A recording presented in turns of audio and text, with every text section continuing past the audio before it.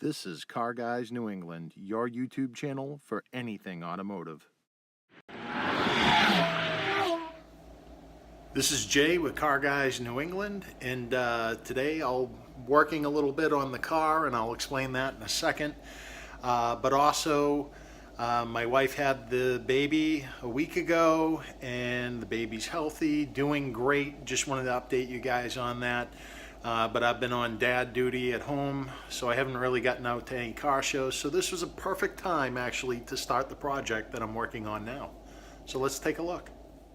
So what we have here, I removed the front driver's side pie cut Reid Performance Murcielago intake, because what I'm going to be doing, I had sent that back to Nick Reid so he can add a stainless steel bung on that for the positive crankcase ventilation tube, which will eliminate the need for the breather and oil catch can in there, which will be really nice. And because I guess other users have experienced this, just getting a little bit of kind of a like an engine oil smell sometimes while they're driving the car, especially with this car as a roadster.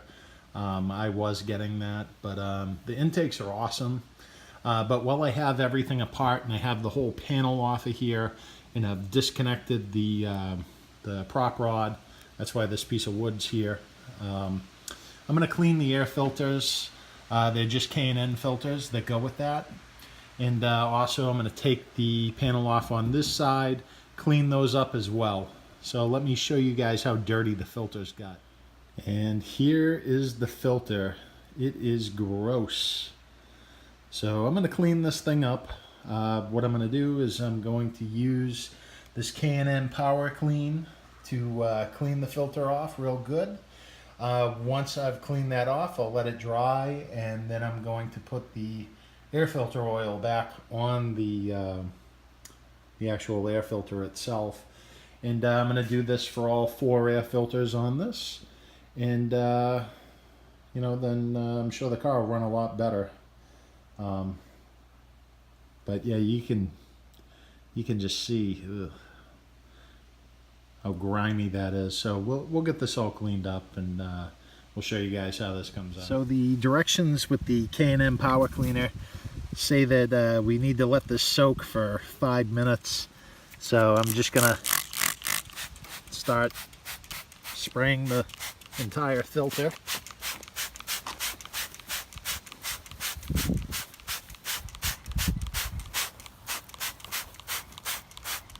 Give it a good soak.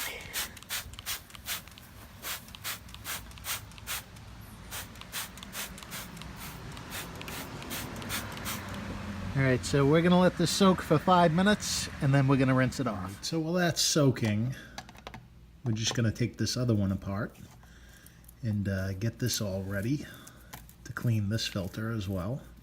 So we just loosen the clamp, and then at that point we're just going to carefully remove the intake. Okay. And there it is. That's filthy, dirty, gross, so we'll get this one off and clean this up as well. So there's a clean filter next to the filthy filter on the right. So we just have to let each filter dry, and then at that point we can re-oil the filters. Alright, so we just re-oiled this filter, and I'm going to put this one back in the car now that it's all dried and good to go. So you can see the passenger side. I've removed the panel, and cleaned the filters. So this side's all set. We're going to button that up, and let me show you guys how the old Reid Performance front intake, since you had to deal with the PCV tube, the fix for it, if I can get in here, let's see if we can see this, was this oil catch can, the Moroso can. And we're going to be eliminating that once we get this piece back from Nick Reid. And just remember, all the new intakes that he makes will now have that bung on them, so you don't have to worry about it. All right, so we've completed the passenger side and put that back together and put the engine bay panel back in the passenger side. Just so you guys know, there should be 4 screws, Phillips heads, along the top. There may possibly be some screws down on the side of the panel.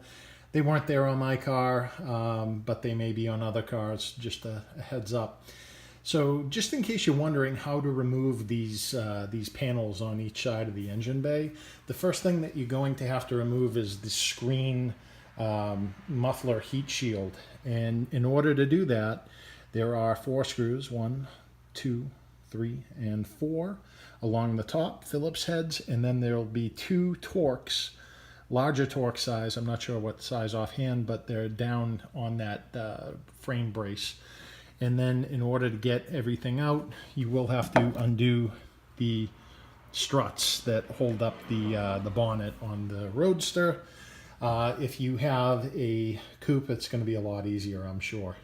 And that's pretty much it. I'm just waiting for the updated piece to come in. I just have this secured with a rag to keep mice and crazy things out of there. And we'll wait for that, put this panel back in, put the muffler heat shield back in, and we are done. So anyways, that's a wrap for today, guys. But thank you very much for watching. If you enjoyed this video, be sure to give it a thumbs up. Or if you have questions or comments, comment down below. Again, this is Car Guys New England. Until next time, take care.